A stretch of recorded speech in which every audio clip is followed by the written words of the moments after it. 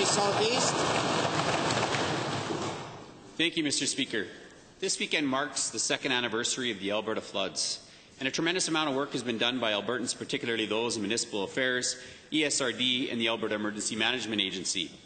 Many of those people are heroes who previously served in our military, and once again they acted during the floods. As you can imagine, those folks were extremely disappointed to hear their new minister characterize their efforts as a gong show. In the town of High River, much of the mitigation work has been completed in partnership with this province. To the Minister of Environment and Parks, will you commit to completing the mitigation work in High River, even though you consider it a gong show? Honourable Minister. Thank you for the question, Mr. Speaker. I'm pleased to talk about the former PC government's record on preparing for the 2013 floods, which is that they did not adequately prepare for those floods, and those floods then devastated Calgary and other communities. They waited for a catastrophe to start work on flood mitigation, Mr. Speaker. Now, when it comes to protecting residents of Calgary and their property from flooding, we have only one chance to get it right, and that is why, Mr. Speaker, we are carefully considering all of our options before us as we move forward with an appropriate flood mitigation plan for this province's future, Mr. Speaker. Supplemental. Thank you to the same minister.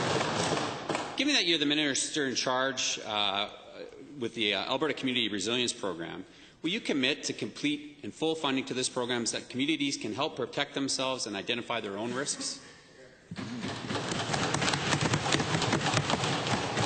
Minister. Well, thank you, Mr. Speaker, and thank you for the question.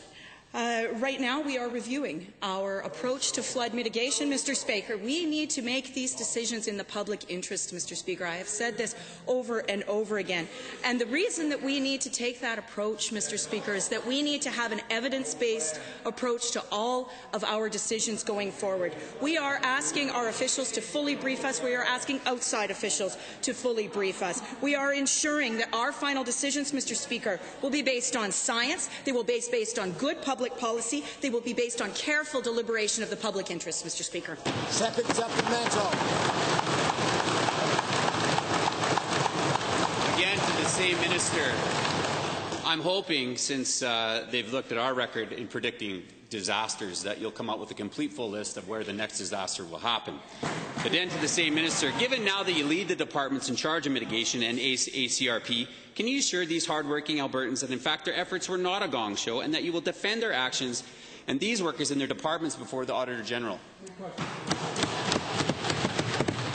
Well, Mr. Speaker, I think that Albertans levelled their verdict on May 5th on what they thought of this government's efforts on flood mitigation, Mr. Speaker, and it has very little to do with the workers, and it has everything to do with the record of a government that did not adequately take the time to protect the citizens of Calgary or Southern Alberta, Mr. Speaker, which is why, Mr. Speaker, we are going to ensure that any decisions that we take will be based on science, based on good public policy, based on careful deliberation moving forward, Mr. Speaker.